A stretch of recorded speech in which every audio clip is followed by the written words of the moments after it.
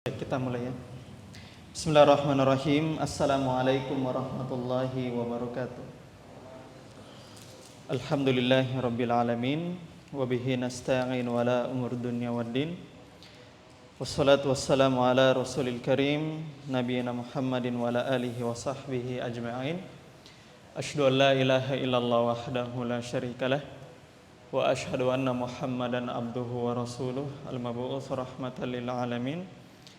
Wassallallahu wasallama tasliman katsiran ila yaumiddin amma ba'du. Ikhwani wa akhwati fiddin azanallahu wa iyyakum. Alhamdulillah, tidak ada kata yang patut kita ucapkan pertama kali selain dari bersyukur kepada Allah Subhanahu wa taala karena seluruh ketaatan-ketaatan yang telah kita lakukan hingga pada malam hari ini semua berkat hidayah dan taufik darinya. Sebagaimana salawat dan salam senantiasa kita haturkan kepada Rasulullah sallallahu alaihi wasallam beserta keluarga dan para sahabatnya serta orang-orang yang senantiasa istiqomah berada di dalam naungan sunnah beliau hingga akhir zaman nanti. Ikhwani wa akhwati fiddin azanillahu wa yakum. Alhamdulillah, kita lanjutkan kembali pembahasan kita di Khulasah Ta'zimil Ilm, ringkasan-ringkasan bagaimana cara seseorang memuliakan ilmu. Dan harusnya di malam Jumat itu waktunya dari Ustadz Harun Abu Zulfa, cuma karena beliau hafizahullah lagi safar, jadi makanya kita ganti dengan khulasah ya.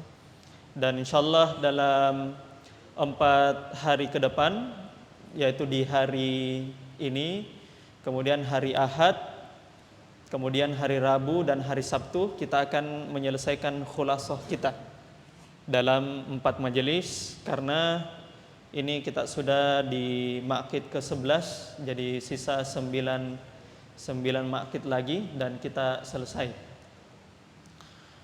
Dan sebelum kita masuk ke maqid ke-12, seperti biasa kita akan murojaah dulu di maqid sebelumnya, maqid ke-10 dan ke-11.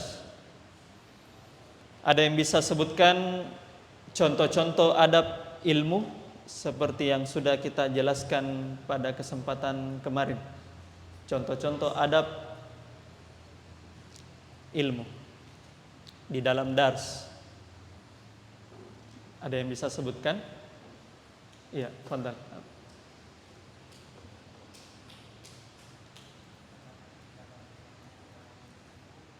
Iya, Kasbesar, irfa sautak. Ya, hadap terhadap dirinya sendiri.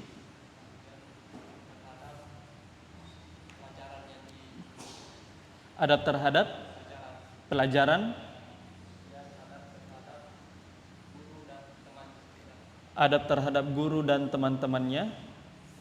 Adab terhadap guru dan adab terhadap temannya. Bisa diberikan contoh? Kemarin kita sudah kasihkan contoh adab-adab ilmu di akhir-akhir pembahasan.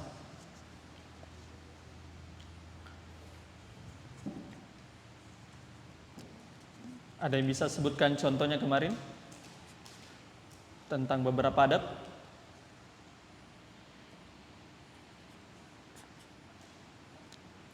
Ada? Satu?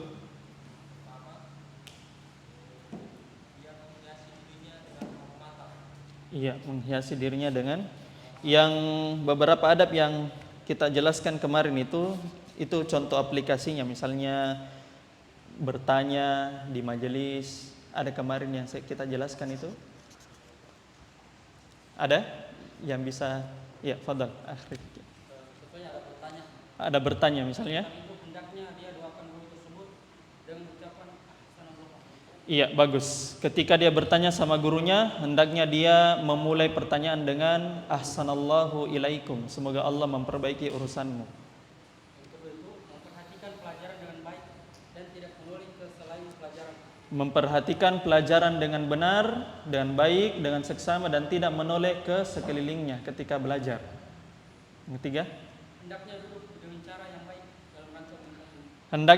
dengan cara yang baik ketika belajar. Yang tidak boleh duduk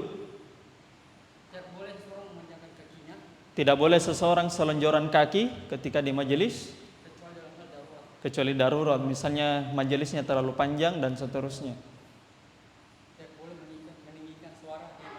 Tidak boleh mendinggikan suara di dalam majelis ilmu.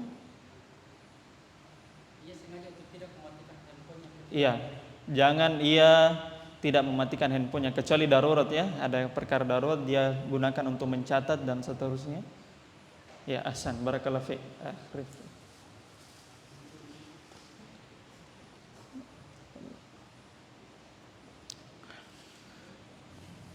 Pertanyaan berikutnya, sebutkan contoh-contoh yang dapat menjatuhkan muru'ah seorang penuntut ilmu. Seseorang penuntut ilmu harus menjaga muru'ahnya dan dia tidak boleh merusaknya. Fadal, Abu Faraq.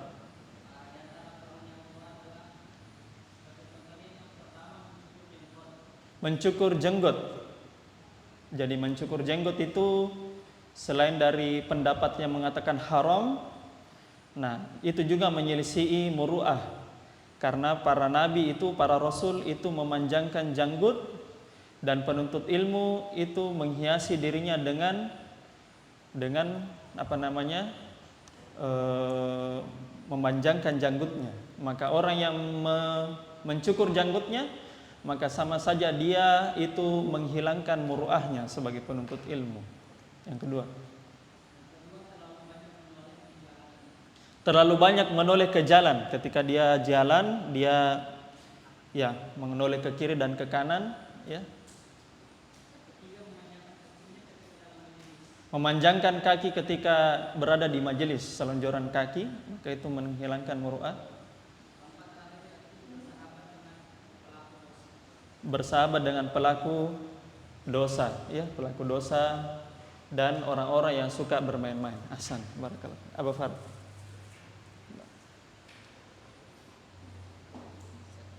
Oh iya. Kita lanjutkan kembali di dars kita. Sekarang kita masuk di Al-Maqid As-Sani Ashar, simpul ke-12 di dalam memuliakan ilmu. Di halaman ke-35 di PDF-nya, Al-Maqidus Sani Ashar, kata beliau simpul yang ke-13, ke-12, intikhabu as-suhbatis salihati lahu. Seseorang dianggap memuliakan ilmu ketika dia memilih teman yang soleh untuknya. Memilih teman yang soleh untuknya.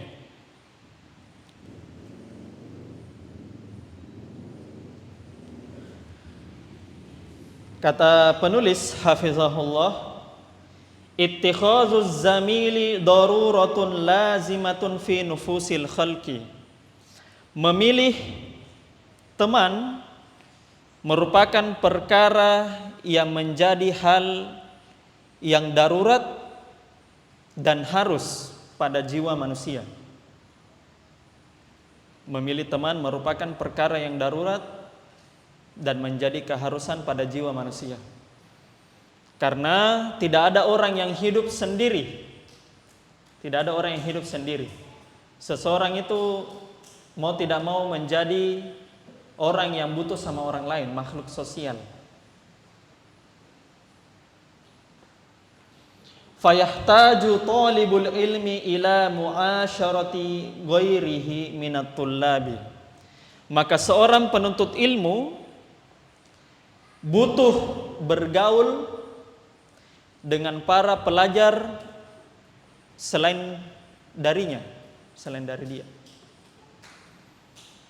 Maka sebagaimana manusia butuh bergaul kepada selainnya, manusia atau penuntut ilmu juga mau tidak mau harus bergaul dengan penuntut ilmu yang lain. Tidak bisa dia sendirian di jalan belajar. Tidak boleh dia sendirian di jalan belajar. Ya.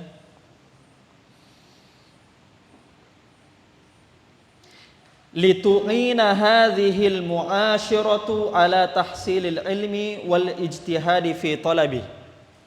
Supaya apa? Supaya pergaulan tersebut dapat membantunya meraih ilmu dan bersungguh-sungguh di dalam belajar. Supaya pergaulan tersebut dapat membantunya untuk meraih ilmu dan bersungguh-sungguh di dalam belajar.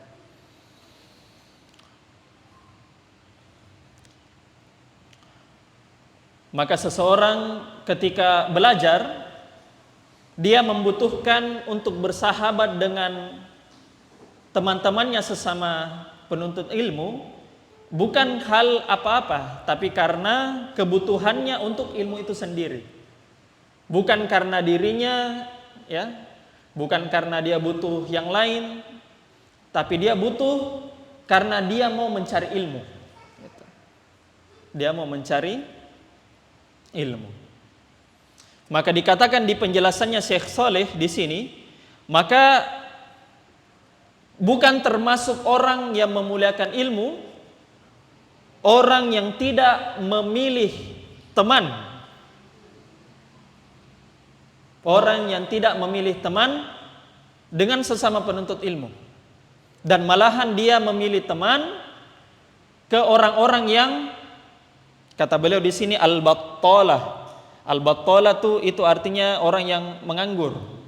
Ya, kerjanya suka main-main, pengangguran, ya, tidak ada yang dia bikin.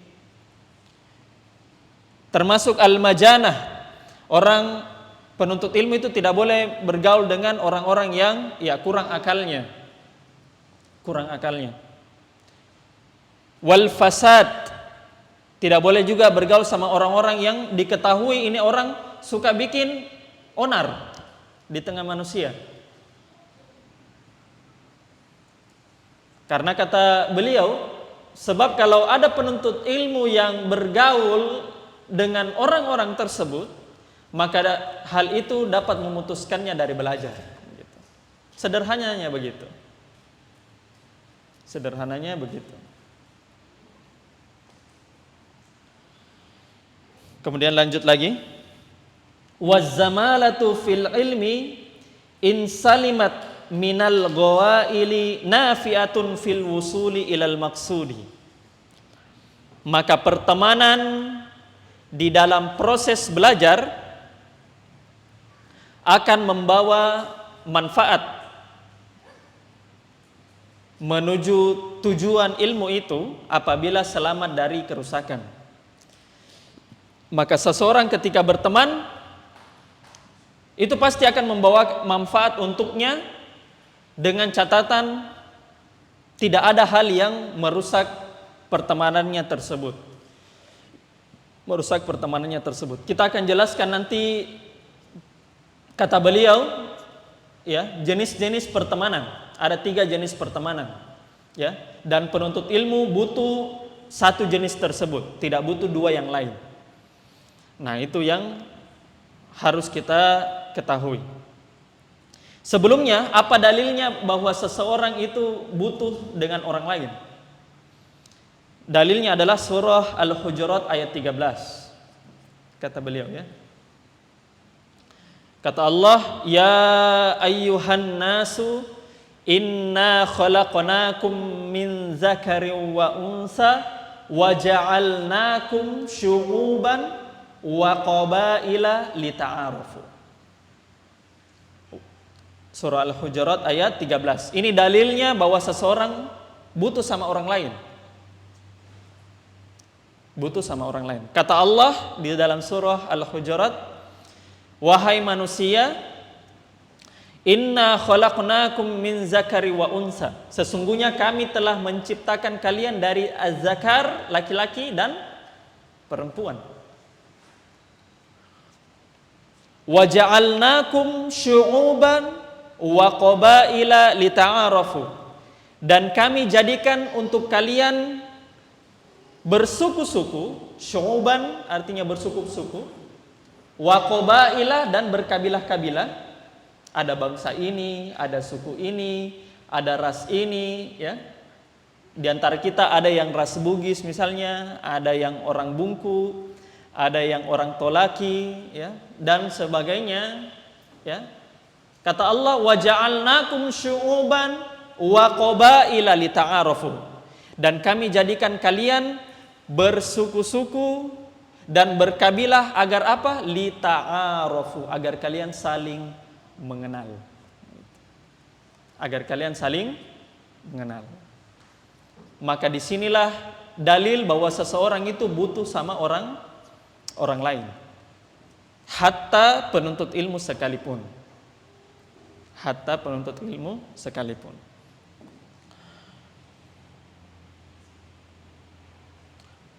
Wala yahsunu biqasidil ula illa intikhabi atau illa intikhaba suhbatin salihin tu'inuhu. Dan tujuan yang mulia tidak akan terwujud kecuali dengan memilih teman yang baik yang dapat membantunya.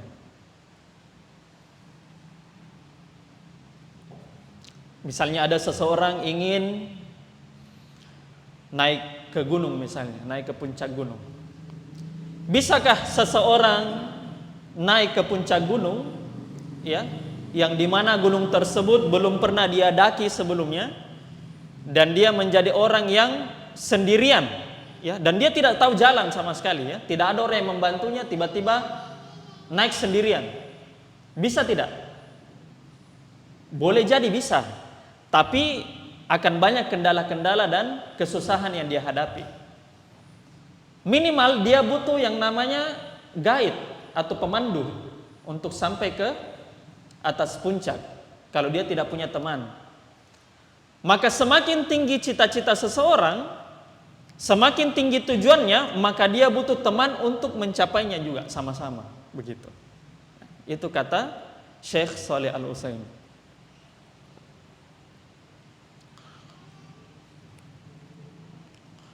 Fa inna lil khalili fi khalilihi asaron. Kenapa bisa? Karena seorang teman bagi teman yang lain memiliki asar, pengaruh. Memiliki pengaruh. Bagaimana kita bergaul dengan orang lain, maka begitulah pula kita. Kalau kita bergaul dengan orang-orang yang misalnya orang yang suka ahli bisnis misalnya, ya, minimal kalau kita tidak bisa berbisnis, kita tahu ilmunya mereka. Maka seorang teman itu memberikan pengaruh. Memberikan pengaruh. Rawa Abu Dawud wa Tirmizi an Abi Hurairah radhiyallahu anhu.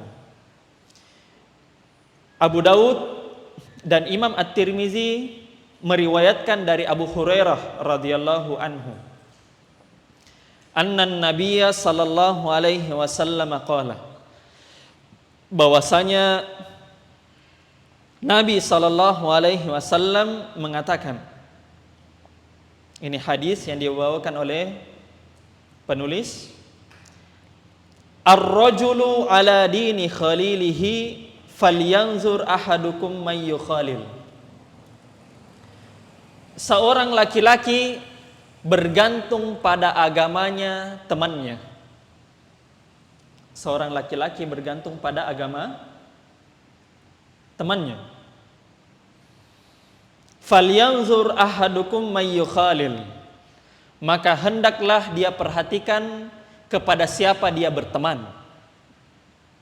Hendaknya dia perhatikan kepada siapa dia berteman.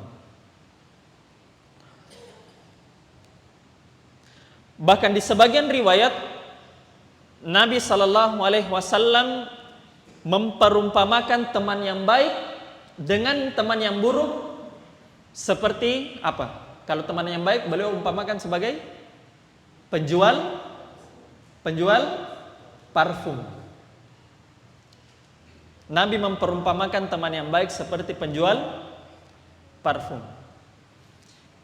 Kalau kamu tidak membeli parfumnya, setidaknya kamu dapat getah aromanya, begitu. Bahkan begitulah perumpamaan Nabi terhadap orang yang baik. Minimal kalau kita tidak bisa berilmu, kita berteman sama orang-orang soleh, Minimal kalau kita rusak misalnya, setidaknya kita dapat ilmu yang suatu saat nanti boleh jadi ilmu tersebut yang kita dengar dari dia membantu kita di beberapa hari yang nanti, ya. Oleh karenanya kata Ustazuna Zulkarnain, beliau bilang ilmu itu tidak akan khianat. Ilmu tidak akan berkhianat. Memang boleh jadi pada saat sekarang kita belum butuh sama ilmu ini, tapi tunggu 2 tahun, 3 tahun, 4 tahun, 5 tahun, boleh jadi kita butuh, gitu.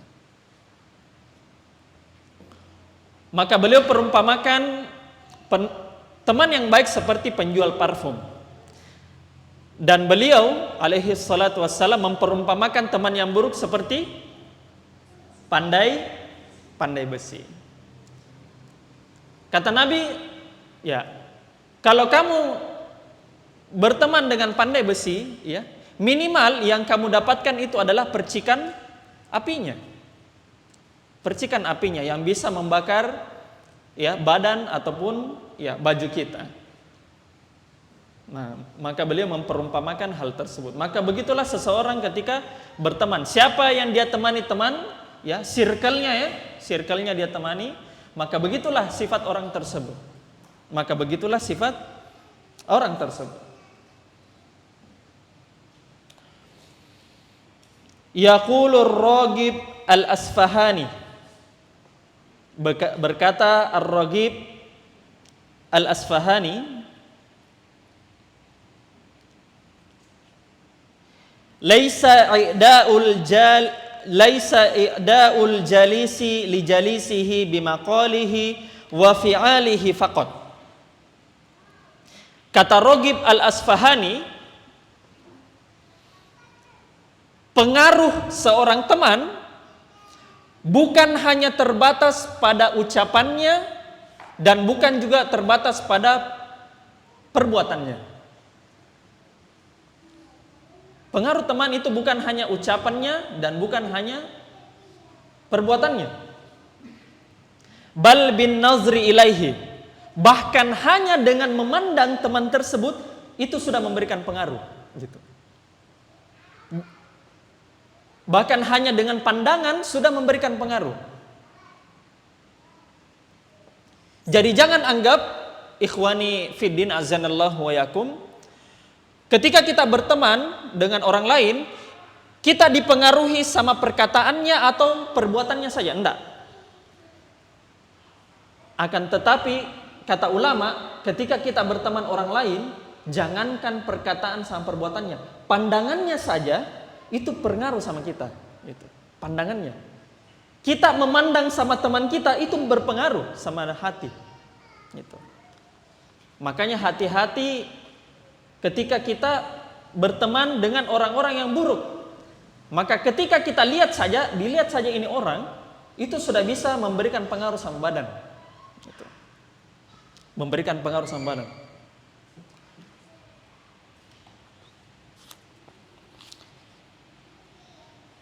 Oleh karenanya Syekh Saleh Al-Utsaimin di dalam syarah beliau yang lain di Khulasah, beliau mengatakan begini. Oleh karenanya hati-hati kepada orang-orang yang aktif di sosial media, ya, aktif di sosial media. Beliau mengatakan sosial media. Hati-hati terhadap seseorang yang aktif di sosial media lalu dia menampakkan atau dia menonton, ya, orang-orang yang suka bikin rusak. Orang-orang yang suka bikin rusak. Atau konten-konten yang, ya, yang tidak ada manfaatnya. Boleh kita bilang yang tidak ada manfaatnya. Karena kenapa? Ya. Karena kenapa? Tidak usah dengan perkataan di konten tersebut, ya, audio di konten tersebut atau video di konten tersebut. Cukup dengan kita melihat saja konten tersebut, ya, memandang saja tanpa mendengar, ya, atau tanpa melakukan kegiatannya, cukup dengan memandang konten tersebut itu sudah memberikan pengaruh sama badan, gitu. Oleh karenanya hati-hati ketika kita berselancar di dunia maya. Makanya guru kita juga Ustazuna Zulkarnain itu mengatakan begini. di dalam darsnya Sahih Muslim kalau saya tidak salah, beliau bilang begini, bahagialah dan beruntunglah orang, kurang lebih perkataannya beliau begini, bahagialah dan beruntunglah orang sekarang yang bisa terlepas dari HP. Bahagia dan beruntung. Pertanyaannya, ada kira-kira tidak di antara kita yang bisa lepas dari HP? Tidak ada. Hatta ustaz sekalipun, ya, bahkan ustaz sekalipun beliau bilang begitu. Saya saja dia bilang susah untuk lepas. Sampai dikatakan beliau bilang saya baru mau jual HP saya, baru mau jual HP-nya, tiba-tiba dikasih lagi HP baru. Gitu. Tiba-tiba dikasih lagi HP baru. Itu saking ketergantungannya kita sama HP. Ya. Oleh karenanya guru kita mengatakan begitu, bahagialah orang yang bisa memisahkan dirinya dengan HP. Ya. Karena kaidahnya ikhwan, kaidahnya itu di dalam apa namanya? Di dalam usul fikih ya, kalau ada darurat, ada maslahat bercampur, maka yang mana diambil? Kita ambil maslahatnya atau kita buang mudaratnya? Yang mana? Kita ambil maslahatnya, kita ambil mudaratnya, atau kita buang mudaratnya? Kalau kaidah usul fikih mengatakan kalau ada maslahat dan mudarat tercampur, maka yang paling utama adalah membuang mudaratnya. Darul mafasid muqaddam ala jalbi al masalih. Membuang keburukan lebih didahulukan dibandingkan mengambil manfaat. Contoh, kita kembali ke HP misalnya. HP ada tidak keburukannya? Ada. Ya. HP ada tidak manfaatnya? Ada. Ya, ada. Maka berdasarkan kaidah ini mengambil atau membuang keburukan lebih didahulukan dibandingkan mengambil manfaat. Siap buang HP-nya? Tidak mungkin. Ya, tidak mungkin. Tidak mungkin kita buang HP ya. Gitu. Menunjukkan apa? Bahwasanya kita kembali ke pembahasannya Syekh Shalih Al-Utsaimin. Bahwasanya teman itu memberikan pengaruh bukan hanya perkataannya, bukan hanya perbuatannya, tapi hanya dengan memandang itu sudah punya pengaruh, begitu. Sudah punya pengaruh. Makanya hati-hati ketika memilih teman.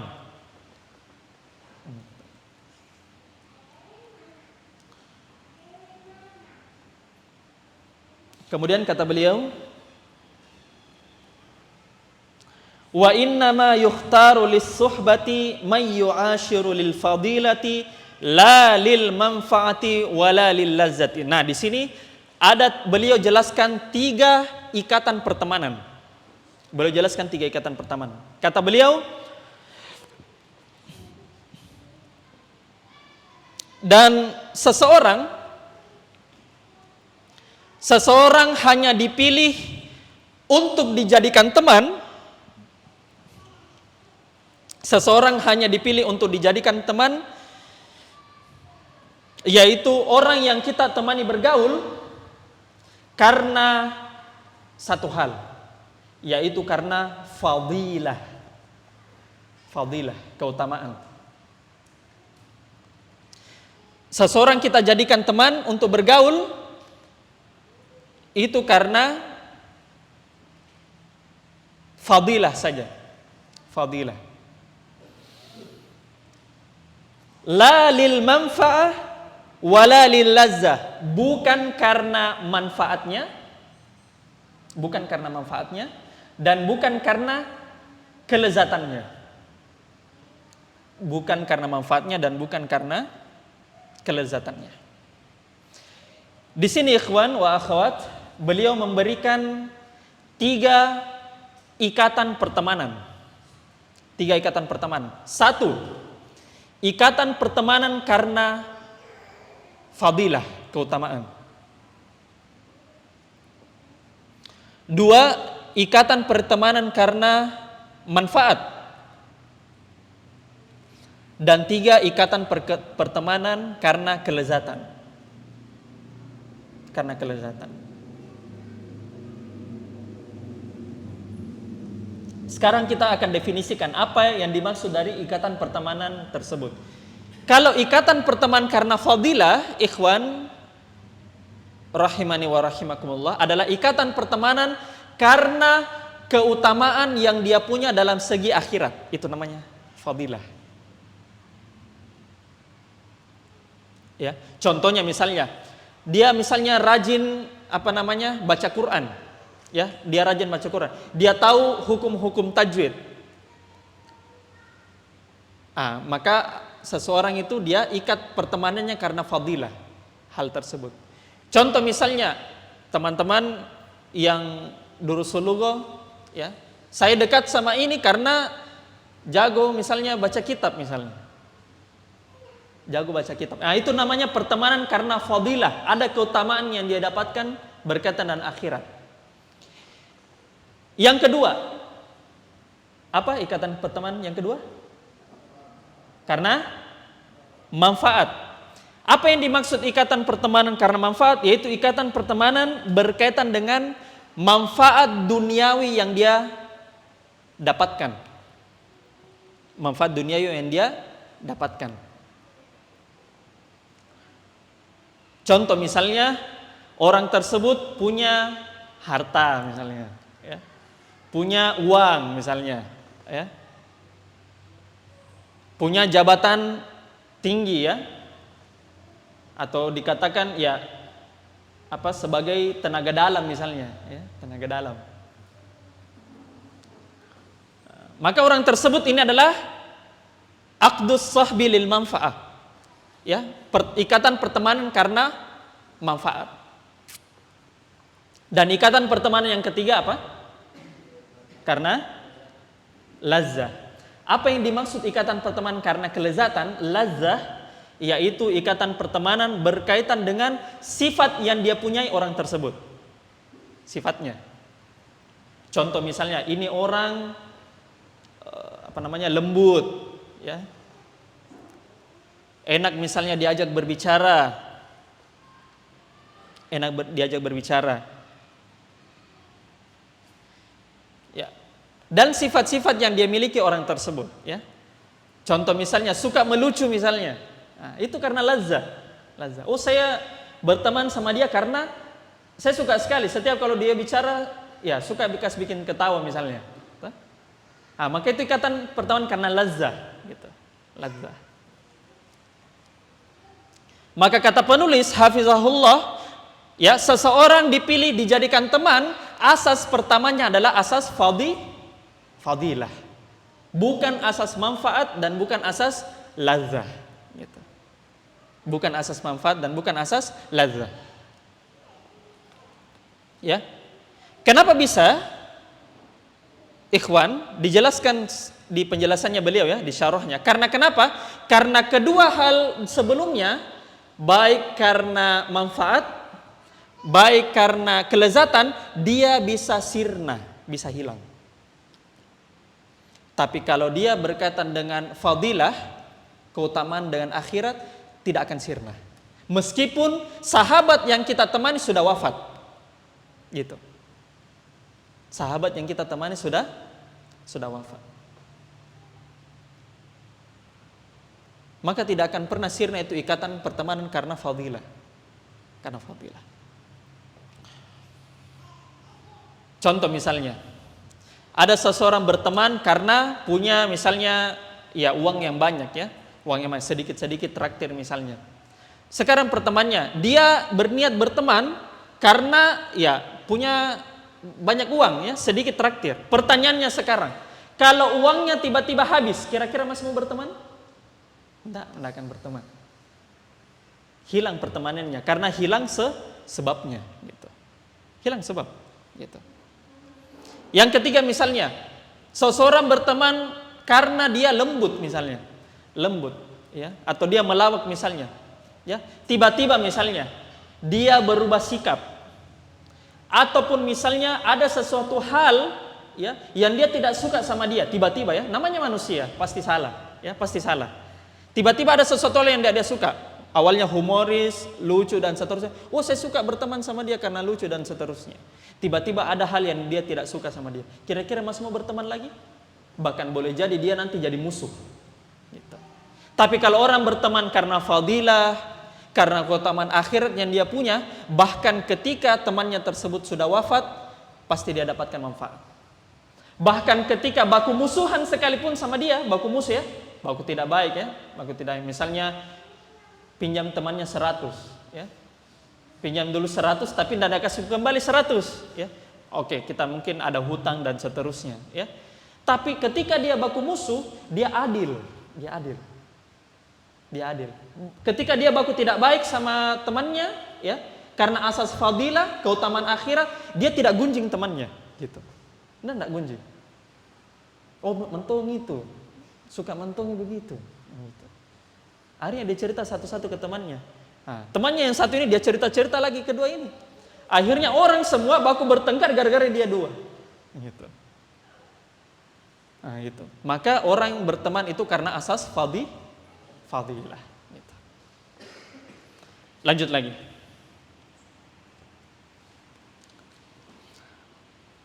Wa inna ma yuhtaju lis-suhbati man yu'ashiru lil fadilati la lil manfa'ah wala lil lazzah. Seseorang itu dipilih untuk berteman, yang dia temani bergaul karena asas fadilah, bukan asas manfaat ataupun kelezatan. Fa inna aqdal mu'asyarati yubramu ala hadhil matalibis salasa. Al fadilah wal manfa'ah wal lazzah. Karena simpul pertemanan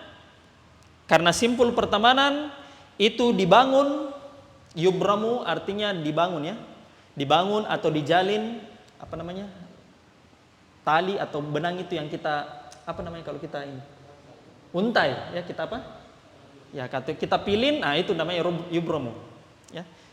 Sebab ikatan pertemanan ya, ikatan pergaulan itu diuntai berdasarkan 3 hal ini, yaitu al-fadilah, al-manfa'ah dan al-lazzah. Gitu.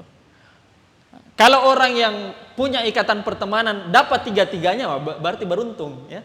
Sudah penuntut ilmu ya, kos-kosannya 10 kamar ya. Kemudian orangnya suka melucu gitu ya. Wah, apa lagi? Luar biasa. Setiap kalau ketemu bilang, "Pak Kos, bisa kasih turun-turun kasih sedikit harganya kasih." Gitu. Dan dia penuntut ilmu gitu. Gitu ya. Tidak usah tersinggung yang punya kos. Maka ini adalah 3 ikatan pertemanan. Zakarahu Syekhu Syuyukhina Muhammad Al-Khadir Ibnu Husain fi Rasailil Islah. Ya, ketiga hal ini disebutkan oleh guru-gurunya kami, yaitu Muhammad Al-Khadir Ibnul Husain di dalam kitabnya Rasail Al-Islah. Rasail Al-Islah. Maka kata beliau, "Fantakhib sadiqal fadilati zamilan." Maka pilihlah teman yang memiliki asas fadilah sebagai sahabatmu, gitu. Maka pilih seseorang sebagai teman yang punya asas fadilah sebagai sahabatmu.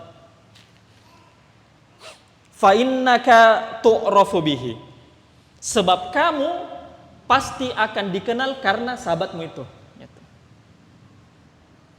Kamu pasti akan dikenal sama sahabatmu. Maka seseorang pilih teman karena asas fadilah.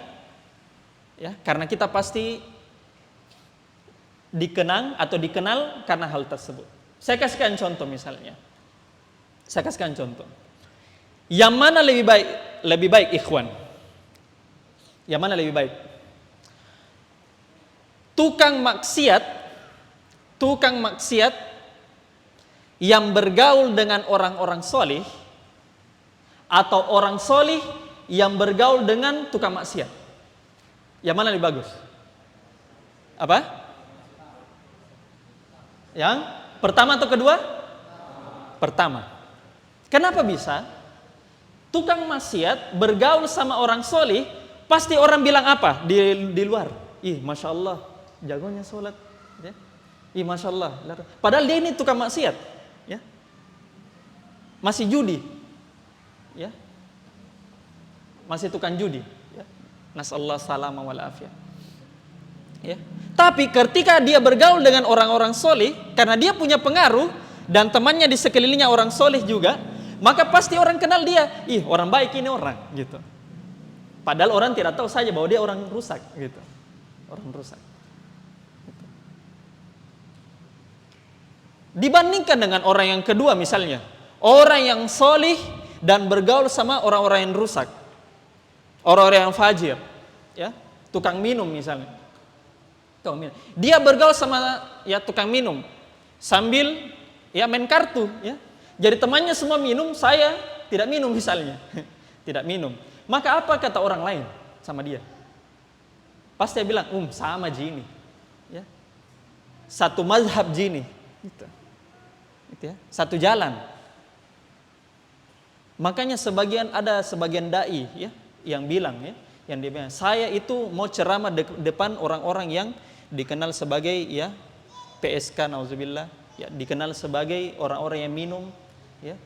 Dia sengaja datangi orang tersebut, dan dia bergaul sama orang tersebut. Maka hal itu tidak cocok. Tidak cocok. Tidak boleh bagi seseorang untuk ya, menyengaja datang ke tempat-tempatnya mereka. Ya. Hidayah Allah itu bukan kita yang atur. Bukan kita yang atur. Ya, kita bukan urus hidayah orang lain. Ya, kita hanya doakan mereka dan sampaikan ketika kita bertemu. Tapi menyengaja ya masuk ke tempatnya mereka, kemudian bermain sama mereka, bergaul sama mereka. Di saat yang sama kita sholat, 5 waktu kita sholat. Ya, kita puasa 5 waktu. Bahkan menjadi dai, pendakwah. Ya. Pasti apa orang bilang? Oh sama ini. Gitu. Maka hati-hati. Seseorang lebih mending menjadi seorang yang rusak di dalam orang yang baik ketimbang orang baik di dalam orang yang rusak. Fahim tuh? Dan terakhir, qala Ibnu Mani fi Irsyadit Tullab, berkata Ibnu Mani dalam Irsyad Tullab, wa huwa yusi talibal ilmi. Berkata Ibnu Mani dalam Irsyad Tullab, sedangkan dia mewasiatkan kepada penuntut ilmu. Wa yahdhara kullal hadiri minal mukhalatis sufaha wa ahlil mujuni wal waqahati wa sayyi'is sum'ati wal aghbiyai wal buldaa.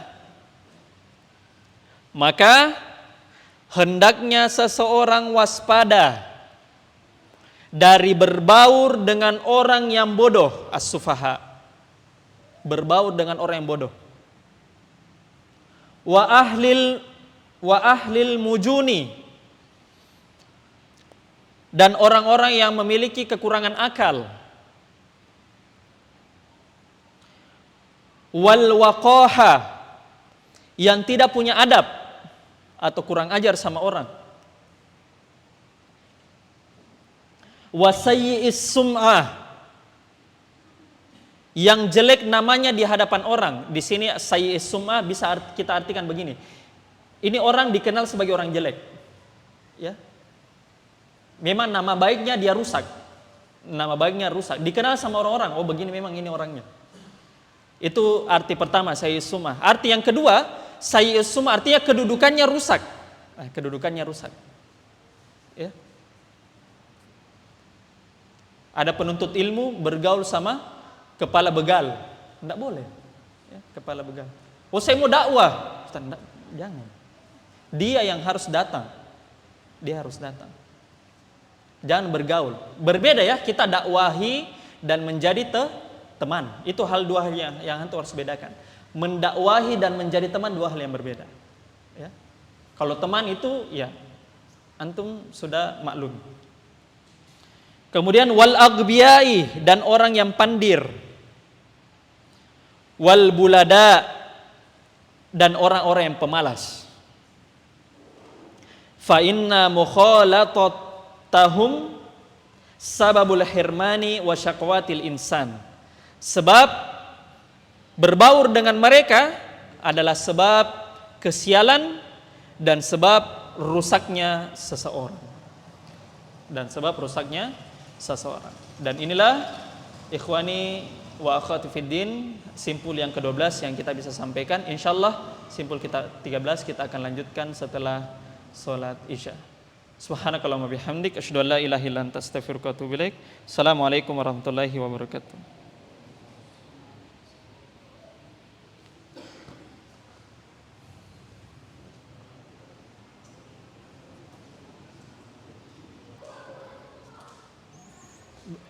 Baik, kita mulai.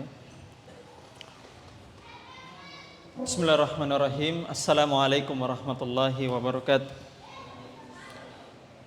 Alhamdulillahirabbil alamin wa bihi nasta'in ala umur dunya waddin. Wassalatu wassalamu ala rasulil karim nabiyina Muhammadin wa ala alihi wa sahbihi ajmain. Asyhadu an la ilaha illallah wahdahu la syarikalah wa asyhadu anna Muhammadan abduhu wa rasuluh al-mab'uts rahmatan lil alamin wassallallahu wassalamu tasliman katsiran ila yaumiddin amma ba'du. Ikhwani wa akhwati fiddin azanallahu wa yakum. Alhamdulillah kita lanjutkan kembali pembelajaran kita di Khulasah Ta'zimil Ilm, ringkasan-ringkasan bagaimana seseorang memuliakan ilmu, karya Syekh Saleh bin Abdullah bin Hamd Al-Utsaimin hafizallahu taala. Dan sebelum kita lanjut ke Al-Maqid yang ke-13, simpul yang ke-13, saya kembali mengingatkan ke seluruh teman-teman, insyaallah kita akan menyelesaikan khulasah kita ini di 4 hari ya, dalam waktu 4 hari, dari hari Kamis hari ini, kemudian hari Ahad, hari Kamis, hari Ahad, kemudian hari Rabu, dan pekan depan hari Sabtu ya. Jadi 4 majelis insyaallah sebelum kita berpindah ke kitab berikutnya. Dan di akhir majelis kita, yaitu di hari Sabtu depan, insyaallah akan diadakan ujian akhir ya, ujian akhir. Dan ujiannya via Google Form ya. Dan kita akan menjawab di majelis soal-soal tersebut, dan peserta yang memiliki nilai tertinggi itu akan kami kasihkan hadiah kitab ya, hadiah kitab. 1 ikhwan, 1 akhwat ya, 1 bapak-bapaknya, 1 ibu-ibunya. Hadiahnya kitab ya, hadiahnya kitab. Ya Allah Ustaz, jangankan kitab gundul, kitab gondrong saja susah kita baca. Enggak, itu motivasi untuk antum ya, motivasi. Karena kitabnya ini akan selalu kita pakai di setiap kajian dan kajian akidah ya. Terutama kajiannya Ustadz Harun hafizallah, lebih berfokus ke akidah.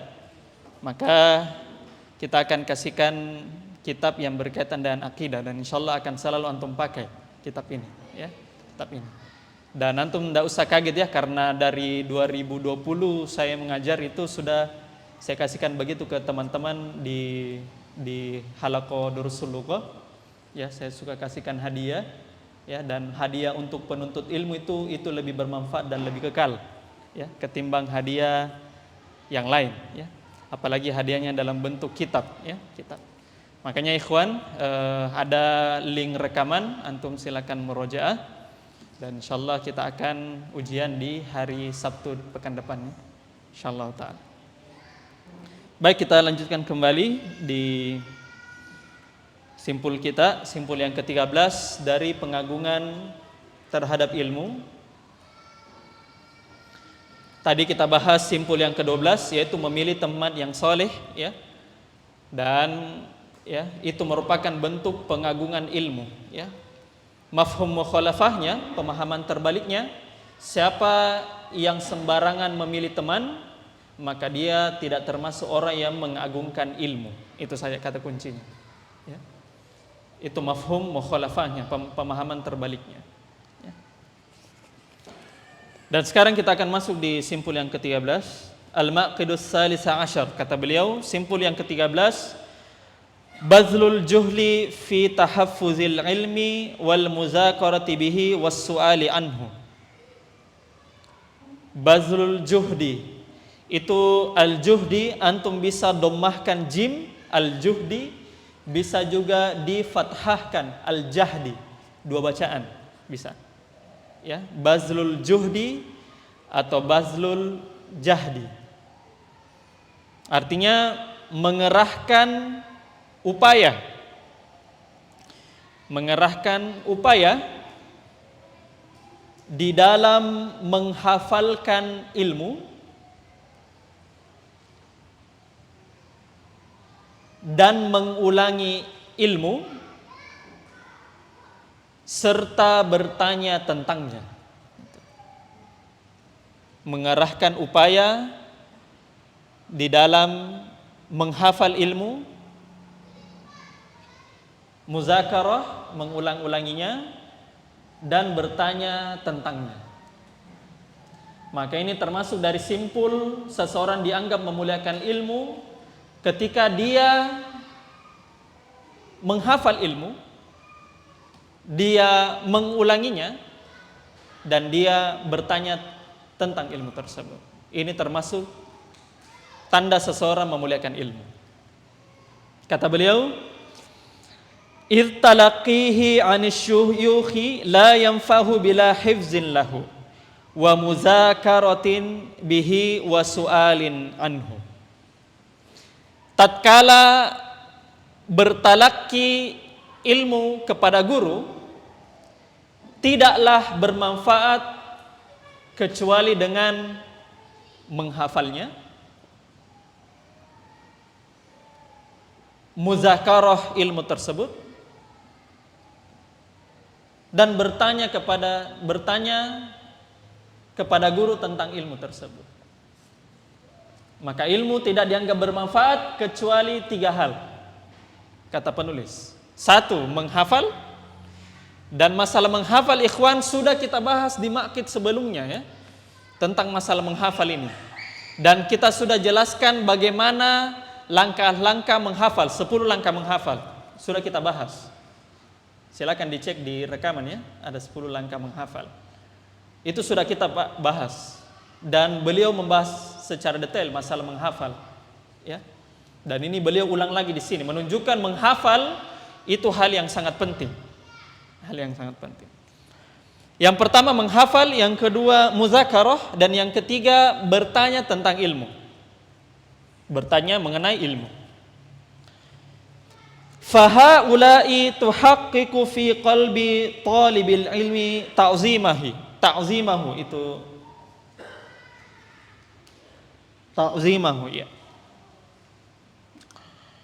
Maka ketiga hal tersebut bisa mewujudkan pengagungan ilmu pada diri seorang penuntut ilmu.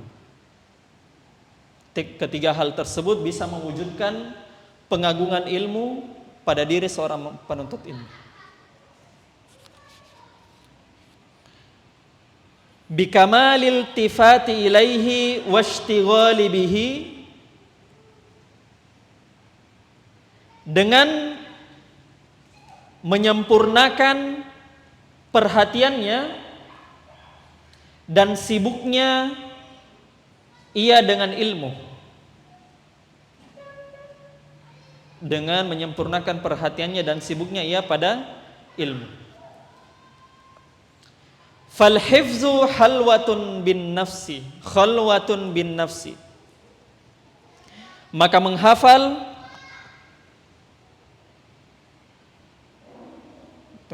tunggu dulu.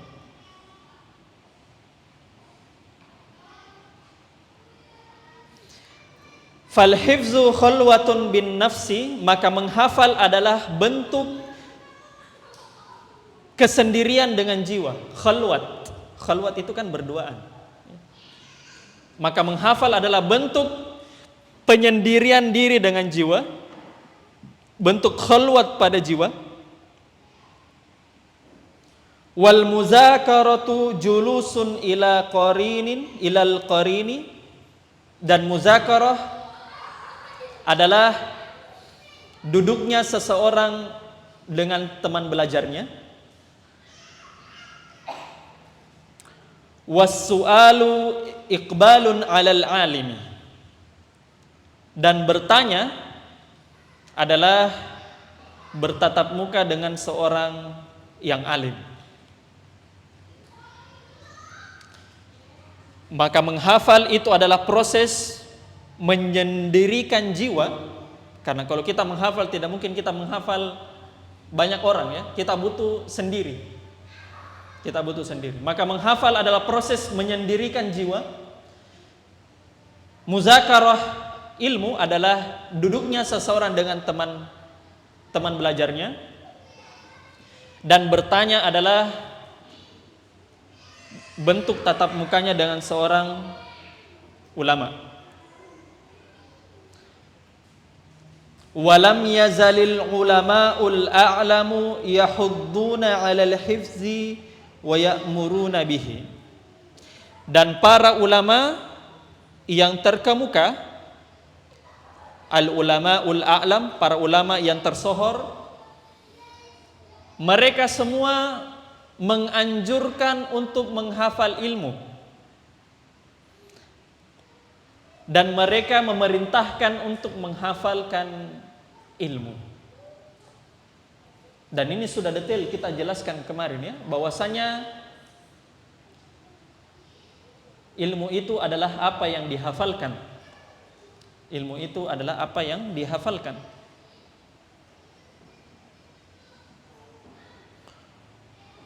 Sami'tu Syekhana Ibnu Utsaimin yaqulun, kami pernah mendengar Syekh Saleh Al-Utsaimin, Syekh Muhammad bin Saleh Al-Utsaimin, antum pasti kenal, sering dengar namanya.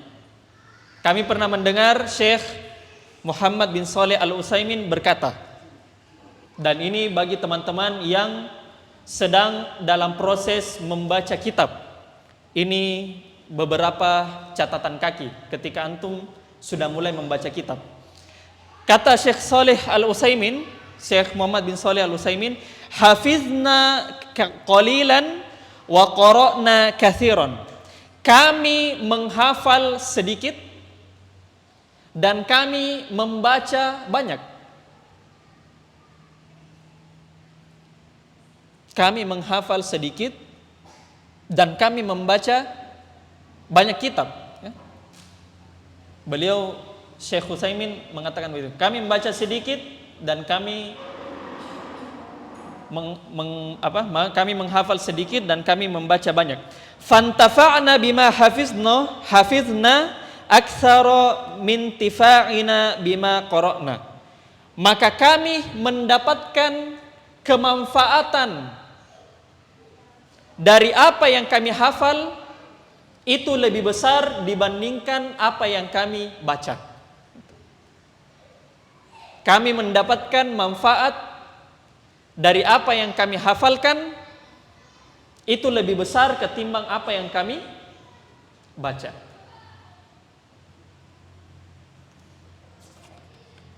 Di sini perlu dijelaskan, ikhwan ya. Syekh Ibnu Utsaimin mengatakan kami menghafal sedikit, membaca banyak ya. Bukan berarti beliau sedikit hafalannya, enggak, itu versinya beliau sedikit hafalannya, atau versi ulama-ulama yang di atasnya beliau sedikit ya. Dan beliau mengatakan kami membaca banyak kitab ya.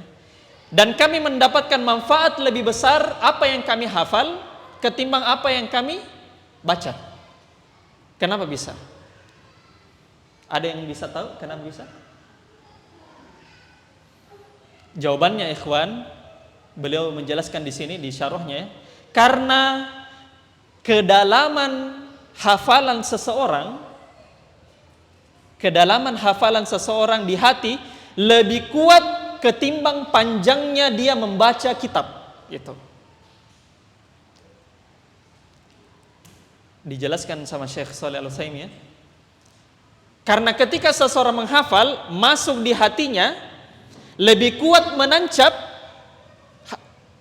ilmu tersebut ketimbang yang dia baca.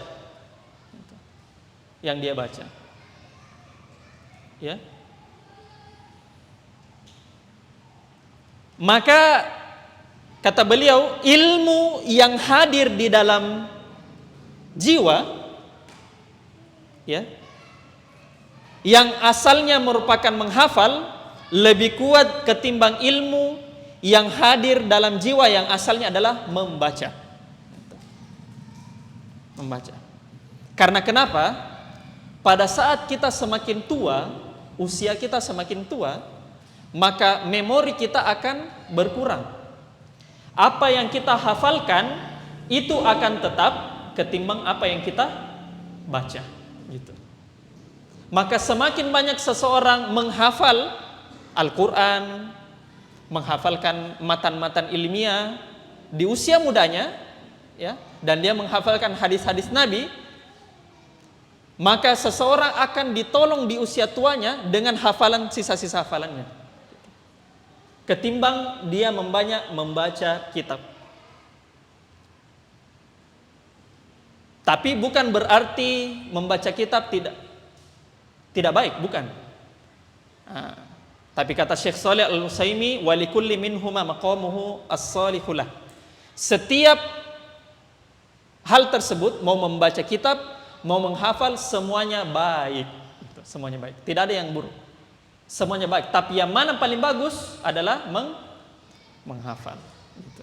Nah, itu kaidah yang paling penting di dalam menuntut ilmu. Seseorang dianggap menuntut ilmu ketika ada hafalannya, ya. Ada hafalannya. Lanjut lagi. Wabil muzakarati tadumul hayatul ilmi fin nafsi wa yaqwa ta'alluquhu biha. Maka muzakarah, maka duduk-duduk dengan teman belajar, maka ilmu tersebut akan senantiasa hidup di dalam jiwa. Maka ilmu akan senantiasa hidup dalam jiwa. Wa yaqwa ta'alluquhu biha. Maka akan memperkuat ikatannya dengan jiwa. Oleh karenanya setelah kita belajar, paling sempurnanya seseorang kembali muzakarah dengan teman belajarnya. Muzakarah dengan teman belajarnya. Ya, dia sharing ke teman belajarnya. Yang kamu dapat apa? Yang saya dapatkan apa? Ya. Maka itu hal yang paling menguatkan ketika belajar, ya. Karena kenapa bisa? Boleh jadi ada yang kita sesuatu yang luput tapi teman dapat, ya. Tapi teman dapat. Oh, saya dapatkan begini faedahnya. Nah, terus dia bilang, oh iya, saya juga baru dapat. Nah, atau boleh jadi teman kita luput dan kita dapatkan faedah tersebut, akhirnya kita kasihkan faedah yang baru. Akhirnya saling bertukar faedah. Nah, ketika bertukar faedah, maka itu bisa memperkuat ingatan dan memori. Sama seperti dahulu, ya. Dan ini juga termasuk boleh dibilang amal jariah bagi ikhwan tersebut. Saya pernah berdiskusi dengan salah satu santri As-Sunnah, ya, di Baju Rupa menjelang Tabligh Akbar, ya. Dan Tabligh Akbar waktu itu saya tidak sempat hadir di daurahnya masyayikh di Baju Rupa. Di Baju Rupa karena karena masih berada di mana? Saya berada di Tangerang Selatan. Saya kerja skripsi di Tangerang Selatan. Itu hari sudah ada kegiatan daurah di salah satu masjid di Makassar. Kami muzakarah sama santri ini, ya, santri ini. Terus dia kasihkan faidah sama saya berkaitan dengan tabligh akbarnya Syekh, ya, Syekh. Dia bilang ke saya begini, dan ini sampai sekarang saya masih ingat, dan itulah yang saya amalkan sampai sekarang. Kata beliau, dia bilang begini dari daurahnya Syekh itu, dia bilang, hukumnya seseorang duduk di belakang majelis, ya, majelis. Hukumnya seseorang duduk di belakang majelis padahal dia masih bisa melangkah ke depan majelis, hukumnya makruh. Makruh. Sejak saat itu saya dapatkan faedahnya itu sampai sekarang. Kalau saya bisa masuk di depan majelis, saya masuk. Gitu. Dan si ikhwan ini, ya, semoga Allah jaga beliau, itu dapatkan pahala dari apa yang dia sampaikan ke saya. Padahal cuma satu faedah, dan saya ingat sekali faedah tersebut. Duduknya seseorang di belakang majelis selama dia masih bisa ke depan, tapi tidak ke depan, hukumnya makruh. Itu faedah yang saya sampai dapatkan sampai sekarang. Maka seseorang ketika muzakarah dengan teman yang lain, maka itu memperkuat memorinya, menambah faedahnya. Menambah faedahnya. Contohnya yang kami lakukan sama Ustaz Hasbullah itu menghafal, ya, hafal. Itu kami sama-sama, ya, hafizallah, semoga Allah jaga beliau. Itu kami muzakarah, kami saling berdiskusi tentang hadis yang kami hafalkan. Gitu. Maka seseorang penuntut ilmu itu butuh sama teman, ya, sama teman yang bisa membantu memorinya dan mengingatkan kembali apa yang dia ajarkan. Gitu. Maka ini yang antum harus ketahui. Wal muradu bil muzakarati mudarasatul aqrani. Yang dimaksud dengan muzakarah adalah saling mengajarkan kepada teman duduk. Itu kata penulis. Yang dimaksud dengan muzakarah adalah saling mengajarkan ke teman duduk. Makanya sangat indah sekali ketika teman-teman misalnya silsilah talim, ya, silsilah talim Ustaz Hasbullah, ada sebagian buat halaqah, ya, buat halaqah untuk saling berbagi ilmu atau saling mengajarkan, itu sangat bagus sekali. Itu namanya muzakarah. Sangat muzakarah.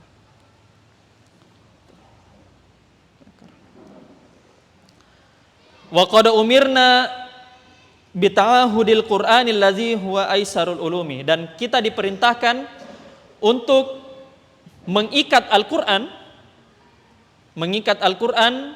yang merupakan ilmu yang paling mudah. Ilmu yang paling mudah. Karena kata Allah dalam Al-Qur'an, wa laqad yassarnal Qur'ana lizikri. Sesungguhnya kami telah memudahkan Al-Quran untuk dihafal. Maka Allah sendiri telah menjamin di dalam Al-Quran, Al-Quran itu adalah ilmu yang paling mudah dihafal. Rawal Bukhari wa Muslimun an Ibni Umar radhiyallahu anhuma anna Rasulullah sallallahu alaihi wasallam qala, innama masalu sahibil Qur'ani kama sali sahibil ibilil mu'allaqah sahibil ibili muaqqalah in ahoda 'alaiha amsakaha wa in atlaqaha zahabat. Diriwayatkan oleh Imam Bukhari dan Imam Muslim dari Abdullah bin Umar radhiyallahu anhuma, Rasulullah sallallahu alaihi wasallam mengatakan, sesungguhnya perumpamaan ahli Quran atau para pembaca Al-Quran seperti perumpamaan orang yang memiliki unta. Orang yang memiliki unta yang terikat. Itu perumpamaan pembaca Al-Quran. Seperti orang yang memiliki unta terikat. Apabila dia mengikat unta tersebut, maka unta tersebut akan diam, akan tertahan. Maksudnya dia ikat dengan menghafal, murojaah. Wa in atlaqaha zahabat, dan apabila dia membiarkan unta tersebut, maka unta tersebut akan pergi.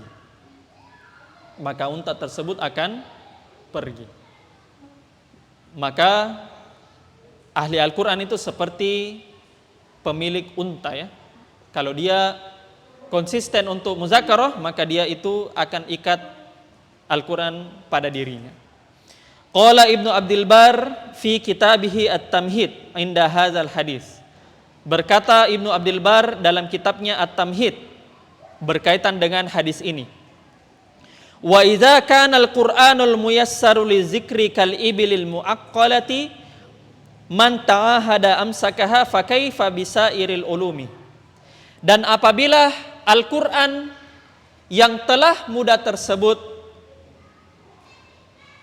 itu dapat dihafalkan sebagaimana unta yang terikat, Dan siapa yang mengikat untanya maka dia akan tertahan, ya.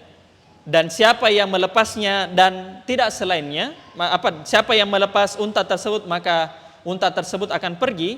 Maka bagaimana lagi dengan ilmu-ilmu yang selain dari Al-Quran, ya. Kalau Al-Quran saja ilmu yang sudah dijamin mudah, ya, bisa cepat terlepas, maka bagaimana lagi ilmu selain Al-Quran.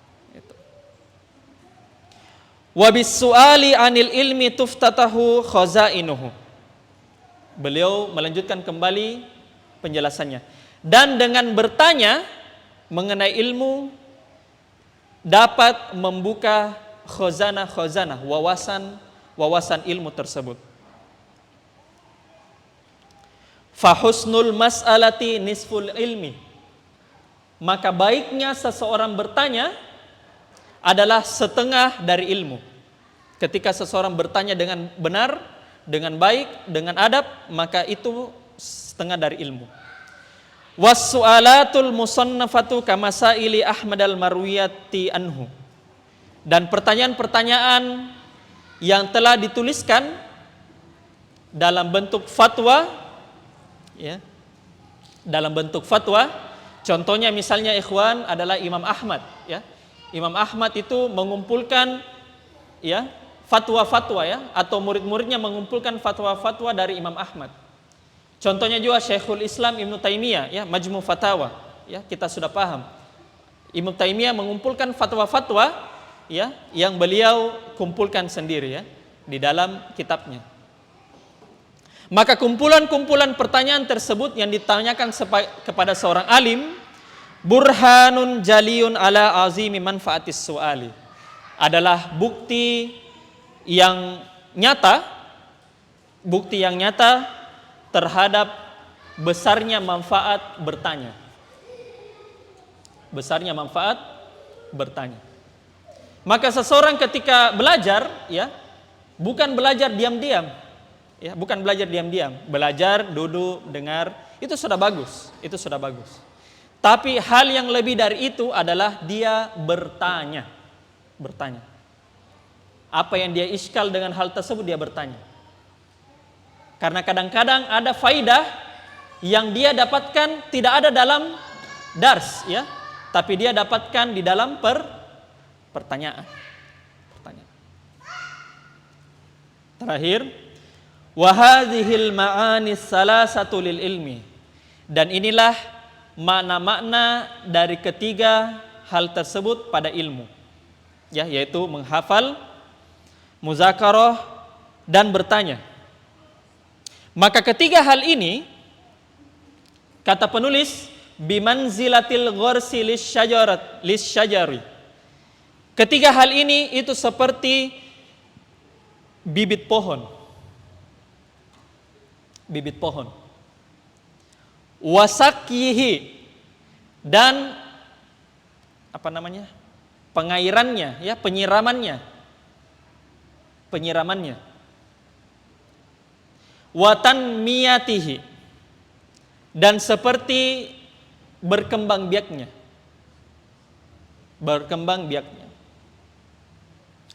Yahfazu quwwatahu wa yadfa afatahu, yang dimana tiga hal ini, bibitnya, penyiramannya, dan pertunasannya, perkembangbiakannya, itu bisa menjaga pohon tersebut dan dia bisa menjaga hancurnya pohon tersebut.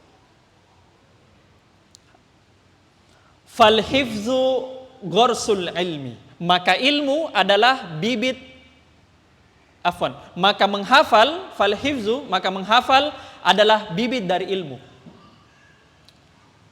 Menghafal adalah bibit dari ilmu. Wal muzakaratu sakyuhu, dan muzakarah itu adalah penyiramannya, irigasinya. Was-su'alu anhu tanmiyatuhu, dan bertanya tentang ilmu adalah pertunasannya, perkembangbiakannya. Maka tiga hal ini Bertanya itu adalah bibitnya ilmu, bijinya ilmu. Siapa yang tidak bertanya maka dia tidak mengembangkan apapun dari ilmunya. Yang kedua muzakarah. Muzakarah itu adalah dia siram ilmu tersebut, ya, dia siram ilmu tersebut sebagaimana dia menyirami pohon. Dan yang ketiga adalah bertanya itu adalah mengembangkannya, mengembangkan ilmu tersebut. Selesai pembahasan beliau di Maqid yang ke-13. Dan karena kita sudah membahas tentang masalah menghafal, saya kasihkan terakhir kita bahas di sini adalah menghafal, muzakarah dan bertanya. Maka di sini saya kasihkan terakhir ya, adab-adab di dalam bertanya. Adab-adab di dalam bertanya. Satu, adab di dalam bertanya adalah yang pertama mendoakan kebaikan untuk guru. Mendoakan kebaikan untuk guru. Apa ucapannya kemarin? Apa? Ahsanallahu ilaikum wa barakallahu fik ya ustadzana. Semoga Allah memperbaiki urusanmu dan semoga Allah memberkahimu ya wahai ustaz. Maka seseorang ketika bertanya itu adabnya adalah dia doakan kebaikan untuk gurunya. Ahsanallahu ilaikum ya ustaz. Yang pertama. Yang kedua adalah merendahkan diri di hadapan guru. Merendahkan diri di hadapan guru. Maka menuntut ilmu adalah ikhwan, adalah iltimas. Ya. Iltimas itu namanya menuntut ilmu, iltimas. Kalau di dalam hadis ya, man salaka tariqan yaltamisu fihi ilman. Yaltamisu itu iltimas. Iltimas itu ikhwan adalah dari atas ke bawah, merendah. Itu namanya iltimas. Ya. Maka ilmu itu seperti air yang mengalir atas ke bawah, dia harus merendah. Ya, dia harus merendah. Maka ketika seseorang menuntut ilmu, yang paling pertama dia harus tahu bahwasanya ilmu itu adalah perendahan diri di depan guru. Perendahan diri di depan guru. Ya. Entah karena gurunya tersebut ya lulusan yang sederhana misalnya, ya lulusan pondok yang sederhana, atau ya selama dia mengajarkan sesuatu hal yang bermanfaat maka dia harus merendahkan diri. Yang ketiga adalah menyimak dengan baik jawaban guru. Menyimak dengan baik jawaban guru. Ini saya dapatkan, saya kumpul-kumpul ya. Saya kumpul-kumpul dari beberapa sumber. Menyimak dengan baik jawaban guru. Jangan sampai dia yang bertanya, dia juga yang ribut, ya. Dia juga yang ribut dengan teman-temannya, ya, karena dia tidak simak jawaban gurunya tersebut. Ya, maka seseorang ketika dia bertanya atau orang lain bertanya, maka dia simak baik-baik jawaban gurunya tersebut. Yang keempat adalah bertanya dengan memperhatikan waktu dan keadaan si guru. Bertanya dengan memperhatikan waktu dan keadaan si guru.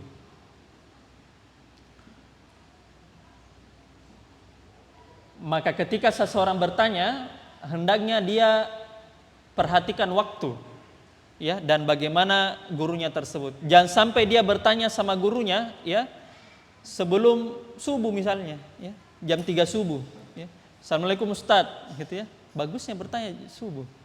Oke lah, mungkin kalau sahur misalnya ya, bulan puasa. Ya, tapi kalau yang orang pada umumnya normal tidur, ya, jangan dia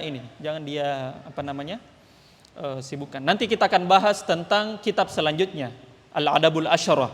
Itu berkaitan dengan adab-adab yang harus dimiliki oleh seorang muslim, khususnya penuntut ilmu. Insyaallah kitab tersebut nanti kita akan bahas setelah Ramadan. Ya. Dan juga keadaannya guru, ya, jangan sampai dia bertanya ke guru, ya, baru selesai main futsal langsung ya gurunya ditanya, ya, gurunya masih capek misalnya, ya, baru pulang gitu, ya, baru istirahat 5 menit misalnya, tiba-tiba langsung ditanya hal yang rumit misalnya. Nah, maka tidak boleh, ya. adab yang kurang bagus sama guru. Berikutnya, tidak terburu-buru menagih jawaban sang guru. Tidak terburu-buru menagih jawaban sang guru. Maka seseorang ketika bertanya, dia harus sabar ketika gurunya belum memberikan jawaban. Ya, jangankan penuntut ilmu kecil, ya Imam Malik saja dia kadang-kadang ya kasih bermalam pertanyaannya tersebut, ya baru dia menjawab. Ya, padahal imam ini sekelas imam 4, ya apalagi seorang penuntut ilmu kecil, ya seorang penuntut ilmu kecil, ya. Nah, maka tidak boleh seseorang terburu-buru menagih jawaban guru. Assalamualaikum Ustaz, kalau bisa dijawab sekarang, gitu ya. Jangan, ya. Lagi kepepet ini soalnya Ustaz, gitu ya. Enggak boleh, ya enggak boleh. Lanjut, bertanya dalam rangka, ya tujuannya bertanya adalah dalam rangka dua hal. Satu, mengamalkan ilmu tersebut. Dan yang kedua, membuat orang lain di dalam majelis paham. Satu, mengamalkan ilmu tersebut, karena kita tidak tahu, ya. Kita tidak tahu, Ustadz apa hukumnya ini, assalamualaikum apa hukumnya sekian. Atau dia sudah tahu hukumnya, ya, dia sudah tahu hukumnya, tapi para pendengar mustami' yang ada di majelis tersebut mungkin kebanyakan tidak tahu. Ya. Mungkin tidak tahu. Ya. Maka dia bertanya kepada guru supaya bukan dia yang tahu, supaya orang lain tahu. Gitu. Supaya orang lain tahu, dia niatkan begitu. Gitu. Ya. Yang itu seseorang bisa mendapatkan faidah, ya. Ya. Yang itu seseorang bisa mendapatkan faedah. Contohnya dia berbicara masalah sholat misalnya, Ustadz saya sedang perjalanan sholat qasar dan sekian-sekian, bolehkah saya menjamaknya, bagaimana kalau sekian. Dia mungkin sudah tahu jawabannya, tapi dia mau arahkan ke orang lain supaya orang lain tahu juga. Gitu. Jadi dalam rangka mengamalkan atau membuat orang lain paham. Bukan dalam rangka 3 hal. 1, mencari pujian, ria atau sum'ah. Maka dia bertanya supaya seakan-akan dia paling tahu, ya. Atau dianggap bahwa pertanyaannya luar biasa ini. Bertanya luar biasa. Itu. Nah, maka dia niatkan untuk sebagai bahan pujian. Yang kedua adalah untuk berdebat sama gurunya. Untuk berdebat. Nah, contoh misalnya bilang, Ustadz apa hukumnya ini? Ya. Terus si gurunya jawab, hukumnya ini sekian. Terus dia jawab, oh salah ki Ustadz. Wih, kurang aja. Harusnya begini tuh Ustadz, karena ada ulama bilang begini. Ya, ada ulama bilang. Jadi kamu itu mau belajar atau mau berdebat? Mau belajar atau mau berdebat? Ingat ikhwan, menuntut ilmu di dalam hadis itu iltimas, atas ke bawah. Ya, bukan tolab. Tolab itu dari bawah ke atas, ya. Dari bawah ke atas. Tapi iltimas dari atas ke bawah. Menurunkan dan merendahkan harga diri. Ya, merendahkan diri. Gitu. Maka jangan seseorang bertanya dalam rangka untuk mendebati gurunya, ya. Mendebati guru. Hukumnya sekian. Oh, enggak sepakat kah Ustadz sama kita? Aduh, kayaknya perlu belajar lagi Ustadz. Bagusnya bilang begitu. Yang ketiga adalah mencari kesalahannya guru. Maka enggak boleh seseorang bertanya itu dalam rangka cari-cari kesalahannya guru. Oke lah, dia enggak debat di majelis, ya, Tapi setelah majelis, dia tanya temannya, mau tahu jawabannya dari tadi tuh? Salah itu guruku itu. Saya tahu sekali itu jawabannya. Saya sudah baca di sini. Nah, itu kurang ajar itu namanya. Ya, dia cari celahnya supaya dia bisa gunjing gurunya. dia cari celahnya supaya dia gunjing gurunya. Berikutnya yang terakhir adalah pertanyaan yang tidak boleh ditanyakan.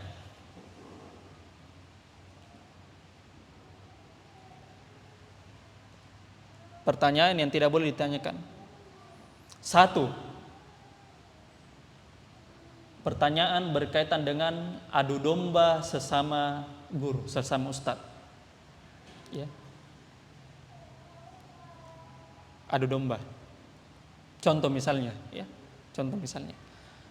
Ustadz, apa hukumnya sekian. Terus ustadznya bilang hukumnya ini. Ya. Kemudian dia balas lagi, Ustadz, saya pernah dengar Ustadz ini bilang begini, ya. Kenapa kita berbeda sama Ustadz begini? Itu kurang ajar namanya. Itu kurang adab. Ya. Ketika seseorang bertanya, jangan sampai dia catut namanya guru yang lain, Ustadz yang lain, supaya dia counter jawabannya Ustadz ini. Itu tidak boleh. Tidak ada adabnya itu. Tidak ada adabnya. Kecuali dalam segi diskusi, ya, bukan dalam majelis, ya. Kita berdua bersama guru, ya, bersama guru, bilang bagaimana Ustadz begini, bilang bagaimana fulan sekian, gitu ya. Nah, tapi kalau di majelis, ya, dia cari pendapat Ustadz lain terus dia counter begitu, itu kurang adab namanya. Adu domba sesama guru. Dan pertanyaan yang kedua yang tidak boleh ditanyakan adalah hal yang tidak perlu. Hal yang tidak perlu atau belum terjadi. Baik hal yang tidak perlu berkaitan dengan pribadi ustadznya, atau hal yang tidak perlu berkaitan dengan pembahasan ilmu. Contohnya misalnya berkaitan dengan ustadznya, ini banyak sekali, ya. Ya, mungkin yang bertanya ini orang awam, ya, orang awam. Mungkin antum bisa dengar di di media, ya. Ada yang bertanya bilang, Ustadz, kalau memang poligami itu sunnah, kenapa antum belum menikah? Itu di majelis. Dan itu tidak bagus, tidak layak. Ustadz, antum punya istri berapa? Katanya poligami sunnah, kok antum belum menikah? Gitu. Itu kurang ajar itu. Oke lah kalau orang awam yang bertanya seperti begitu, ikhwan. Tapi kalau orang yang merasa penuntut ilmu, tidak layak bertanya seperti begitu. Tidak layak. Ya. Atau pertanyaan berkaitan dengan ilmu, ya, berkaitan dengan ilmu dan tapi tidak ada manfaatnya, belum terjadi. Contoh misalnya begini, Ustadz, katanya kan surga itu kekal, ya, surga itu kekal. Kekalnya sampai kekal berapa tahun, Ustadz? Itu tidak boleh. Ya. Itu pertanyaan yang tidak perlu ditanyakan. Fahim tuh? Baik, apa tadi? Yang pertama ada bertanya satu. Mendoakan kebaikan untuk guru. Kedua, merendahkan diri di hadapan guru. Ketiga, menyimak dan baik jawaban guru. 4, bertanya dan memperhatikan waktu dan keadaan si guru. Kelima, tidak terburu-buru dalam menagih jawaban. Kelima, 6, bertanya dalam rangka mengamalkan atau membuat orang lain paham, bukan dalam rangka 1, cari pujian. 2, berdebat. 3, mencari kesalahan. Dan yang terakhir yang tidak boleh ditanyakan 1, adu domba sesama guru. Yang kedua, hal yang tidak perlu dan belum terjadi. Alhamdulillah selesai kita majelis kita pada hari ini. Semoga Allah Subhanahu wa taala memberikan kita ilmu yang bermanfaat, ya. Allahumma inni nas'aluka ilman nafi'an. Ya Allah, kami meminta kepadamu ilmu yang bermanfaat. Wa na'udzubika min ilmi la yanfa', dan kami berlindung kepadamu dari ilmu yang tidak bermanfaat. Allahumma faqihna fi dinik. Ya Allah, berikanlah kepahaman dalam kami dalam urusan agama. Wa 'allimna ma yanfa'una, ajarkanlah apa yang bermanfaat kepada kami. Warzuqnal ikhlasa fil qawli wal amal, berikanlah keikhlasan pada kami dalam perkataan dan perbuatan. Wazidna ilman ya arhamar rahimin, dan tambahkanlah ilmu pada kami wahai zat yang maha penyayang. Subhanakallahumma bihamdik asyhadu an la ilaha illa anta astaghfiruka wa atubu ilaik. Assalamualaikum warahmatullahi wabarakatuh.